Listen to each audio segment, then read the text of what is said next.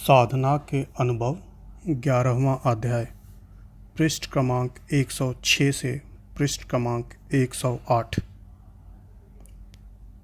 तुम एक कदम उनके लिए चलो, वह 100 कदम से आके तुम्हारा स्वागत करेंगे। तुम एक बेर पुकारो, वह 100 बेर दौड़ के आएंगे, क्योंकि तुम उनके पुत्र हो, वह तुम्हारे पिता हैं। माता पिता संतान की दुख देख नहीं सकते, उनका सर्वस्व तुम्हारे लिए ही है। हाँ, जब पुत्र पिता के पास जाए ही नहीं और अपना दुखड़ा उन्हें सुनाए ही नहीं, तो पिता भी लापरवाह हो जाते हैं। इसमें कोई आश्चर्य नहीं है। हमारे श्री गुरु महाराज गृहस्थों के लिए 4 समय मुख्य बताया करते थे। 1 भोजन करने का समय, 2 निद्रा आने के पहले का समय, 3 सुबह शाम के टहलने या हवा खाने का समय, और 4 दिन रात या बेकार का समय। इसमें कोई संदेह नहीं है कि जिस मुमुक्षु ने इन 4 समयों को साध लिया, उसके लिए सभी कुछ सुलभ है।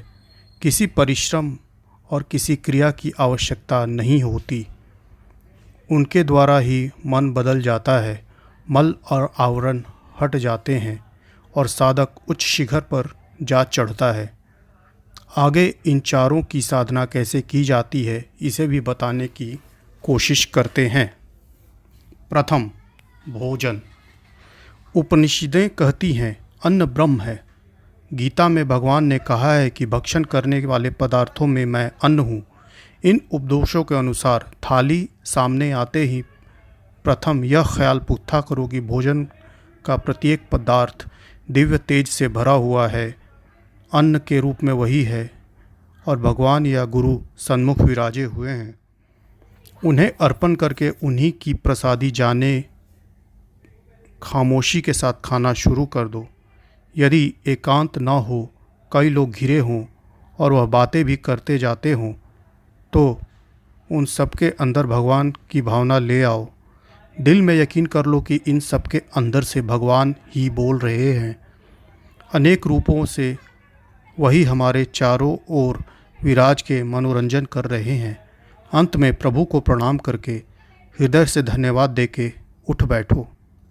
ऐसा आहार पेट में पहुंचकर दिव्य तेजोमयी रक्त तैयार करता है, नस और नाड़ियों को प्रकाशित कर देता है, हृदय से रज और तम का प्रभाव हटा के शुद्ध सतोगुणी शांति बख्शता है। बिना परिश्रम के चक्र खुल जाते हैं, कुंडलिनी उठ जाती है और बुद्धि बदल जाती है। प्रभु की याद में एकाग्र चित्त से पाया हुआ अन्न इंद्रियों का दमन करता है, चित्त की वृत्तियों को एकाग्र करता है, मन आहार से बना करता है। इसलिए आहार के शोध लेने पर सभी कुछ बड़ी सरलता से प्राप्त होता है। साधन में सफलता प्राप्त करने की कुंजी आहार ही है।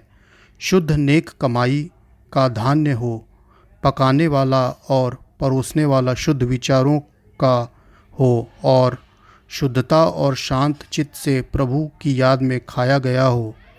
ऐसा अन्य दर्शन दिलाने में बड़ा ही सहायक होता है।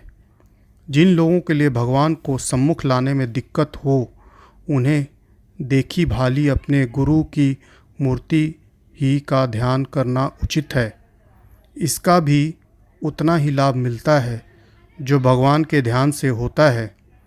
इस प्रकार दर्शनों के अभिलाषी को भोजन का संयम सबसे ज़रूरी चीज़ है। द्वितीय, शयन। भोजन के पीछे शयन का नंबर आता है। जिस समय तुम पलंग पर लेटे हो, निद्रा आने में थोड़ा विलंब हो, उस समय आंखें बंद करके शरीर को ढीला छोड़ के मस्तिष्क या दिमाग को शिथिल करके ऐसी धारणा करो कि भगवान मात्र रूप से मेरे पलंग पर सिराहने बैठे हुए हैं, और जैसे शिशु माता को गोदी में सोता है, वैसे ही मैं उनके चरणों में सिर रखे सो रहा हूँ। मेरा मस्तिष्क, मेरा शरीर उनके दिव्य तेज से भरा जा रहा है। मेरा पलंग, मेरा सोने का कमरा प्रकाशित हो रहा है। वहाँ के सभी सोने वालों को इस तेज में घेर रखा है। इसी प्रकार सोचते सोचते आपको नींद आ जानी चाहिए, कोई दूसरा ख्याल न आने पावे। तात्पर्य यह है कि जिस तरह बालक अपनी माता की गोद में लिपटकर और निश्चित होकर सोता है, वैसे ही आप भी अपने व्यथित शरीर को सर्वेश्वरी माँ भगवान की गोद में स्थापित कर निश्चल मन से सोइए। इसका तत्काल लाभ देखिए। दोनों के लाभ। इन दोनों भोजन और निद्रा का लाभ उसी दिन प्रत्यक्ष देखने को मिलता है जिस दिन निश्चल मन से प्रभु के चरणों का ध्यान रखते हुए भोजन किया जाएगा। उस दिन 24 घंटों एक अद्भुत शांति और खुशी आपके मिलेगी। भोजन के समय भी बिना परिश्रम एकाग्रता आ जाएगी। हर समय शुभ वासनाओं का उदय होता रहेगा। निद्रा का लाभ यह होगा कि स्वप्न नहीं आवेंगे, सुषुप्ति आपको मिलेगी, भय नहीं रहेगा और जब तक आप जागेंगे नहीं, मन इसी साधना में अटका रहेगा।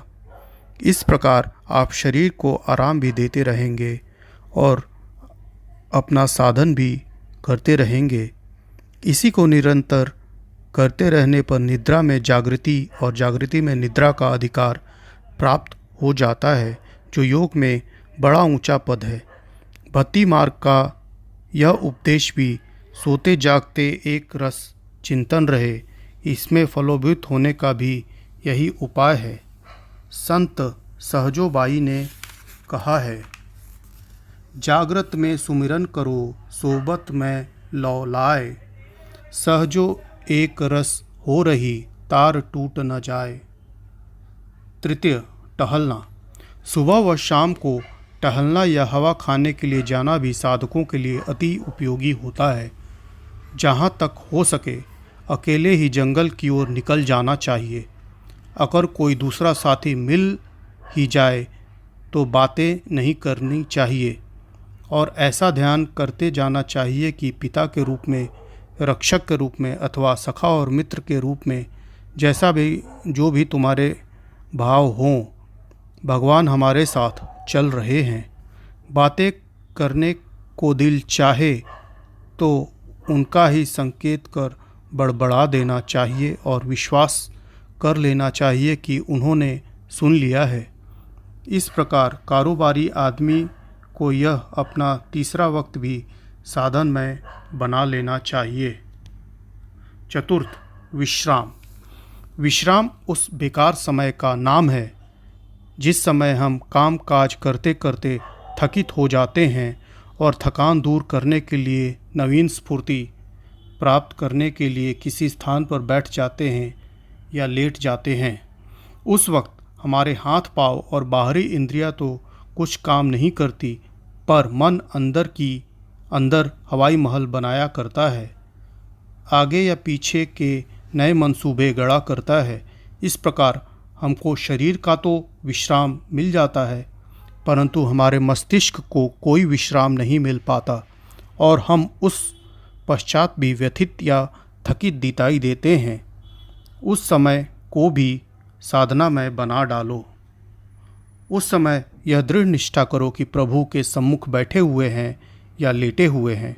उस समय उनको खोजिए नहीं, बल्कि देखिए। सरल चित्त से, हल्की दृष्टि से उन्हें देखिए कि सम्मुख मौजूद हैं। फिर यदि जी चाहे तो उन्हें देखते ही रहिए और जी चाहे तो अपने सुख दुख की बातें भी उनको कह डालिए। जिस तरह जितना बेकार समय तुम्हारे पास हो, जिस समय कोई काम ना हो, उस सारे टाइम को इसी में लगा दो। ऐसा करने से उपासना या हुजूरी तुमको बहुत जल्द होने लगेगी। यह गृहस्थों और कारोबारों के साधन हैं जो इधर दुनिया को हर्ज नहीं होने देते और उधर ऊंचाई ले पहुंचते हैं। जिन लोगों से और कुछ न बन पड़े, उन्हें 4 समय अवश्य इस काम में लगाना चाहिए, क्योंकि मनुष्य जन्म पाकर यदि परमार्थ नहीं कमा पाया तो जीवन व्यथा ही गया।